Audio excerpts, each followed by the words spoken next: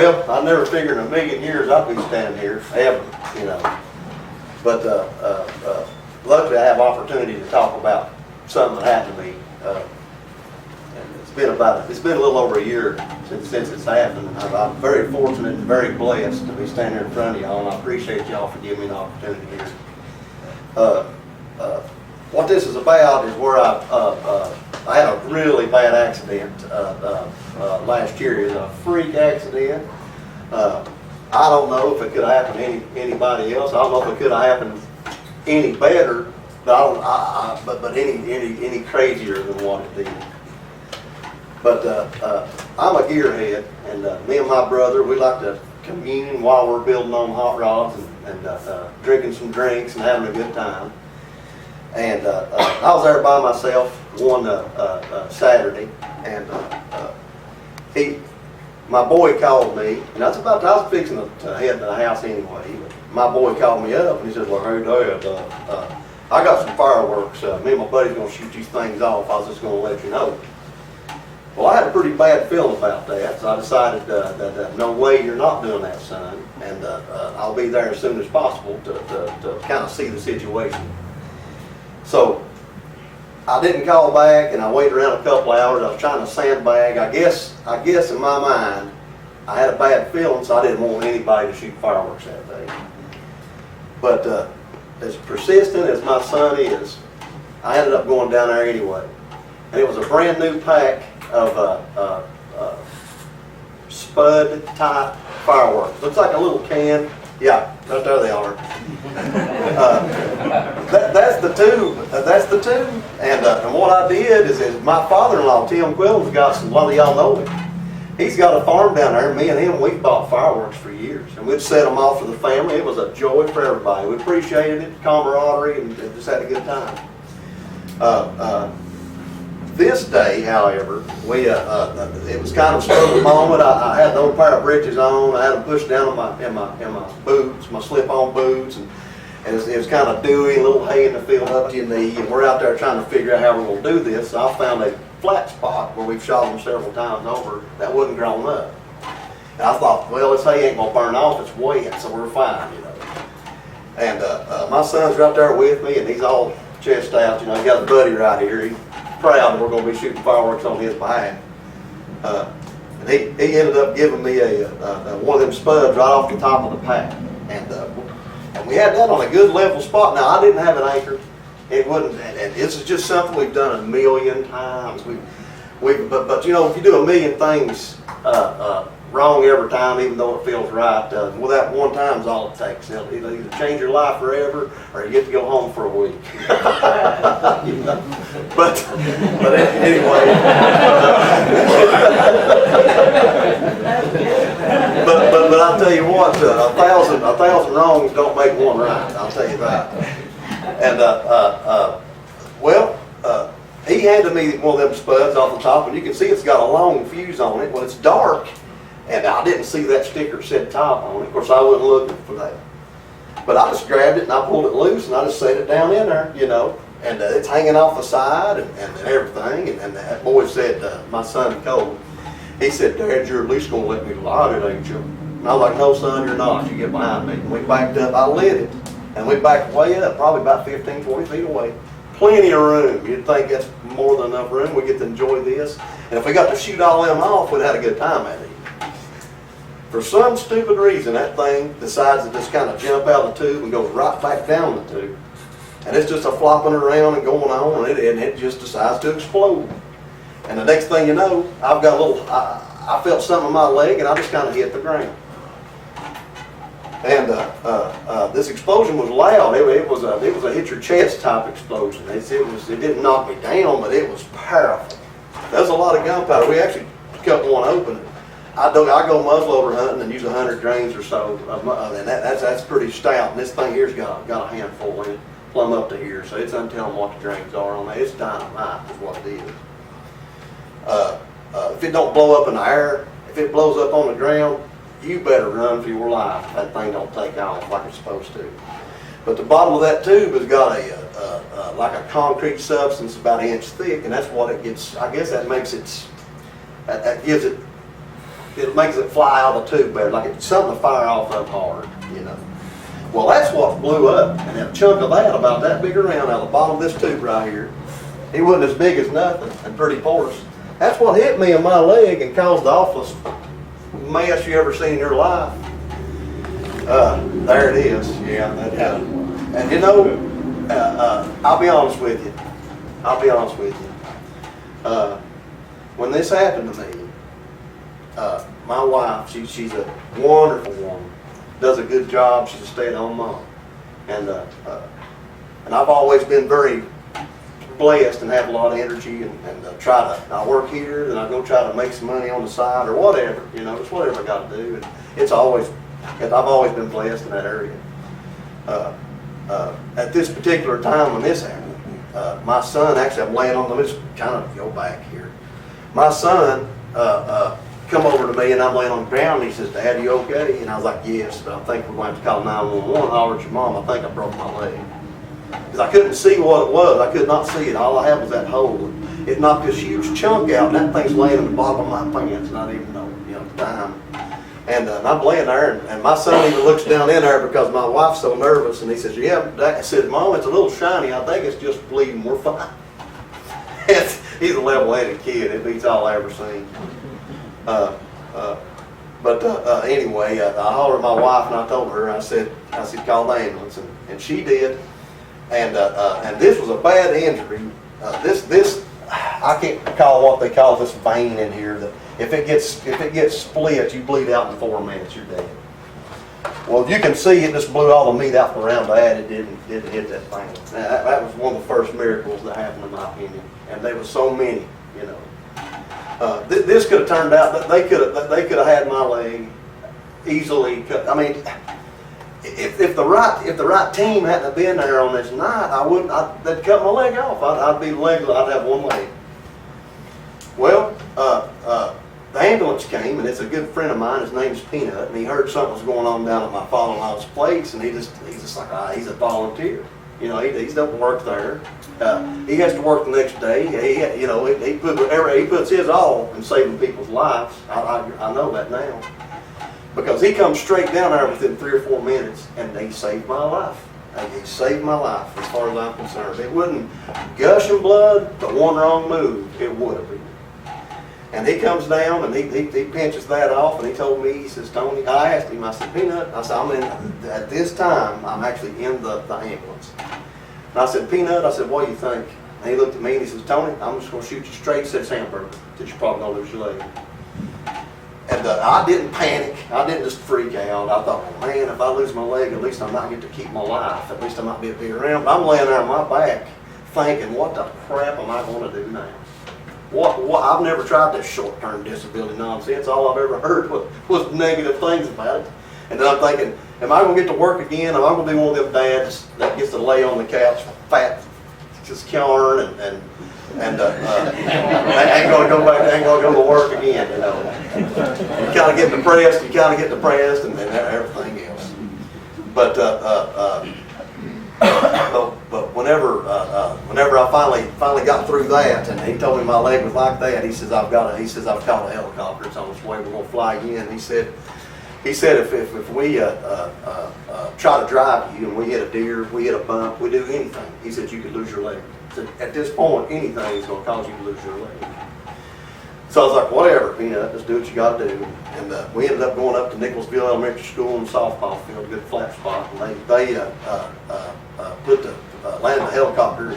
And you know, them helicopters, you don't have to wait forever on them, but sometimes you'll wait 10 or 15 minutes on a helicopter. And I'll tell you, when Peanut got down there, and he saved me from bleeding out. We got back there, the helicopter was inactive, and it took him about 1 minute to get where I was at.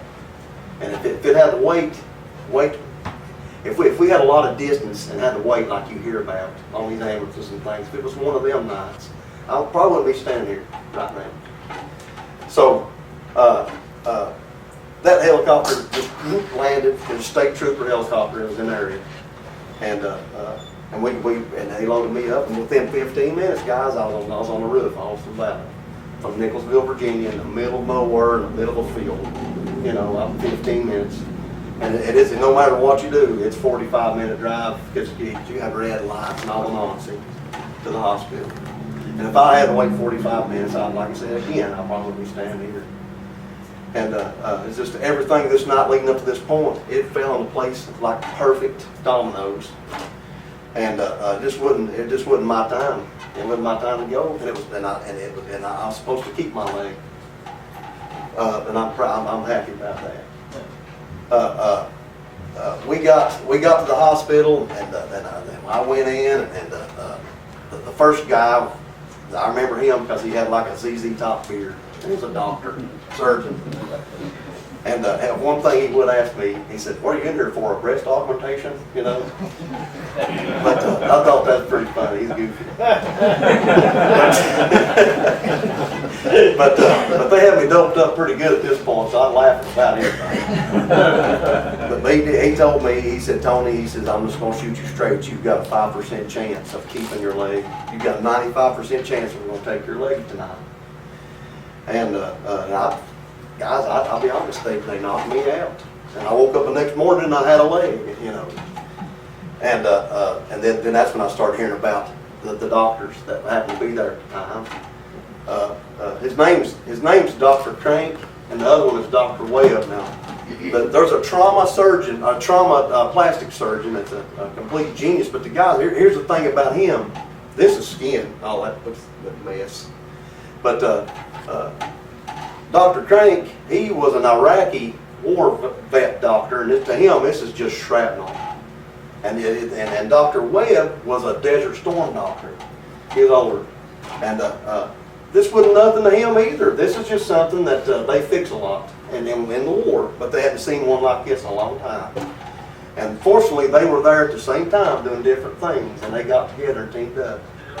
And it took them a week to figure out how they was going to do this and not take my leg. So what they ended up doing is taking tissue out of my calf, and they put it in the void that was in my leg, and then they put skin graft off this thigh, and that's what that is. And I tell you, to look at that mess, you wonder how in the crap that's got to get infected. There's no way around it. But I'm here to tell you right now, it didn't, and I didn't have an issue. That thing started. This took blood flow. Everything went like clockwork, slick, everything. And I was in the hospital for 3 weeks, and then they had me on this external fixator. This thing was in my bone on both sides, all the way through the bone. These are 3/16 this rod that's got threaded on the end and tapered, and just right through my bone there. And there's 4 of them. And but that held my leg straight for 4 months right there. But it was 4 months non-weight bearing for that thing to heal. And I'm going to tell you what it did. It healed, and praise God on that. Because it was something. Because right here it is. I ain't back to work yet at this point. But you can see it's still raw. But that thing healed right up. It looks like an old piece of chicken crammed in there. that thing, it took blood like you wouldn't believe. And I'm able to, I can move my leg 125 degrees. I ain't supposed to be able to do that. But these doctors fixed me up good. Dr. Webb, the thing about him, at the time he was on chemo, and they was having to pull fluid off his stomach before he would work on me. And he was that bad a shape. But that man, he pushed through that just so he could fix my leg. So I'm very thankful there. And nobody asked him to. It's just these two come together and they took that challenge on and they done it. And all this, now to remind you again, guys, all this is because I set a mortar down on the ground, let it back way up, and then boom, you know, that's what we got, you know. But it took me 10 months, 10 hard months, you know, to get where I could walk and get back on my feet again. But I was in after this point, and they took the external fixator out, it was time to go to a guy named Dan Almond. He's a physical therapist, and man, that guy's tough. I mean, I felt like I joined the NFL when I met him. But what he did for me is he hurt me, and he made me cry, and he punished me, and he beat on me, and then everything else. But fortunate for me, being home as long as I was, and during this time, I've got kids on snow days and things. They just go with me because I've done this 3 or 4 times a week. one thing about our insurance policy, we got all kinds of daggone room for that, for the physical therapy. They love that crap, I guess. Which I'm glad they do. But what he did is he would actually put me in a chair and put my foot against the corner of a wall, and him and his Nate, his partner, would get behind me and push me into that, and then try to get that leg to bend, and they were sweating, and I was crying and everything else. That's what it took. And then finally, after one more surgery, we got that thing broke loose. It finally broke loose, and I got where I could move the thing finally, because at 70 degrees, you can't come back to work, but at 120 degrees, you can. So that was the goal. Let's make 125 for game, you know. And, but old Dan, he worked on me and worked on me, and finally, like I said, we got that done. But you know, he called me about a week ago. He was asking how. I talked to my wife. He said, how's Tony doing? He said he was the toughest one I had. You know, he's the toughest case I had. He said, how's he doing? He said, is he back to work yet? And she said, yeah, he is. She said, well, is he working full time? She said, yeah, he's working full time. He said, he's on 12s right now. And I tell you what, that doctor, he said, praise God. That's what he said. Because he said, you know, Tony did fight, and he said, he's walking now, and I don't need a cane. I can climb ladders, and I've got witnesses. Sharon, she was with me. We climbed up on top of a bike bridge 2 or 3 times there. And it's just what it is with my leg. The Dr. Crank, which was the bone doctor, and then you got way up, he's the trauma doctor. That's now. That's how well that's healed up. You can see that's my knee there. But it's healing back. It's still a little weak on it, but we might limp every now and then, guys. We can handle whatever you throw at us at this point. But the doctors, when I left, Dr. Crank, when I actually came down here that day, and I was putting, as soon as they released me, I come straight down here. That was a good day, you know. And I come down here, but what he told me was to get back here, give me mine around here.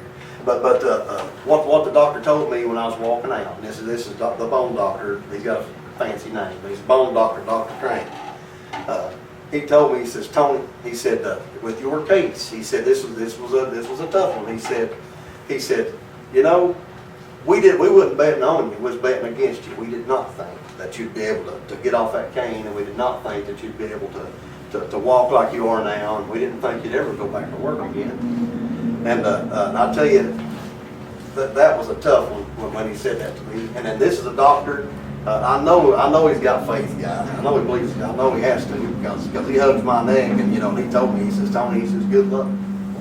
You know, he says, I know you're going to do fine. But what he meant by that was, if everything had went wrong, if all these wonderful things hadn't happened on my behalf by higher power, I wouldn't be here today.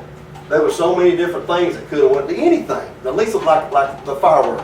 He said it hit me in the perfect spot. He said if it hit anywhere else, I lost my leg or died. So it's in a perfect location. And then the helicopter. And another thing about that helicopter, guys, is I left out. Probably wearing y'all out by now. But that helicopter's top speed was 155 miles an hour. And when he got over Clinch Mountain, there were tailwinds behind that thing and put him up to 175 the old trip to the hospital. Took 8 minutes off of it. You know. And that's happened. That's not the first time that's happened. But it did happen in this incident. I felt like that needed to be talked about there. But I tell you, Tennessee Electric stood behind me. And I had and Christmas was going to be very, very tough. Christmas, I was very worried about that Christmas. But I tell you, Tennessee Electric, y'all took that money from me, and I just want to thank y'all for that so much. Because that alone, right there, I believe that tipped me in the right direction. Because, guys, I was depressed back. I'll just tell you right now, I'm not ashamed of it. I was on my high end for 10 months, you know. And then we're trying to get through physical therapy, and it ain't working. It ain't going good, you know. So like, what now? but you guys pulled through, and as a 10-state family pulled through for me, and God bless you all, every one of you. Thank you so much, and I hope there's something, anything I can do. You know, if you want me to do anything, let me know, and I mean it. You know, because it changed my life. You know, my life changed forever over this thing. And that's something I didn't even hit. But guys, the truth is, if you could be going to do one thing, you could be sitting under a hot rod working on a car. You could be, and you're not thinking about it. You got that thing jacked up, and you're just like, man, all I'm gonna do is check this. And then you got this jack stand sitting right beside you. You don't stick it under the car. Well, the jack fails. You just got squashed, and maybe you lived through it. But I'm just saying, a thousand wrongs definitely don't make a right. That's for sure. You know. But during this time, whenever, okay, my long term kicked in no problem, or short term disability kicked in no problem. That was a relief. That was something. And but the long term took 6 weeks before it started. The reason why is because in 2015 our insurance went up, and I thought it was a brilliant idea to go ahead and shave off $4 or $6 a week off that daggone insurance and not take my long term for 1 year. And thank goodness nothing happened to me then. But because my mind, if it don't get fixed in six weeks, you're just out. I hate that, and that was my thinking, ignorant. But I was actually on Steve Williams' crew at this time, and it was sign-ups. It was in April, and I looked over John. I said, John King, I'm gonna throw him out there. Old John King, he said, I said, John, I said, you reckon I ought to get that long-term insurance back? And he said, are you stupid? And what he meant was, yes, you're stupid if you don't. And I looked at, because me and him was friends, I think a lot of it. That didn't offend me at all. But I looked at John and I said, I'm going to sign up for that today. And I did. And you know, the next month is when my accident happened. And I'll tell you, without that long-term disability, guys, it would have been tough. You know, real tough. But during that time that we had to wait stuff, my wife and I noticed that we had plenty of food and we didn't miss any bills. I don't know how that happened, but I do know how that happened. But you know, I was blessed the whole time. So what I got out of this, it's an awful thing. But I'm a better person today because of it. I am. I'm a different man. I look at life differently. I look at situations differently, and it will never leave. Of course, I've got that to look at every morning though. But it'd be nice if a person didn't have to get hurt like that and actually, you know, think about stuff before they do it. That's my opinion. But I appreciate you guys, and thank you for letting me talk to you and everything. But I meant what I said. Thank y'all so much. I thank the whole company. I wish everybody was here and they knew it in the field, but I mean it. And I hope if anything happens to anybody, and we can stick together and we can help somebody else one day. But I believe I'm done. So.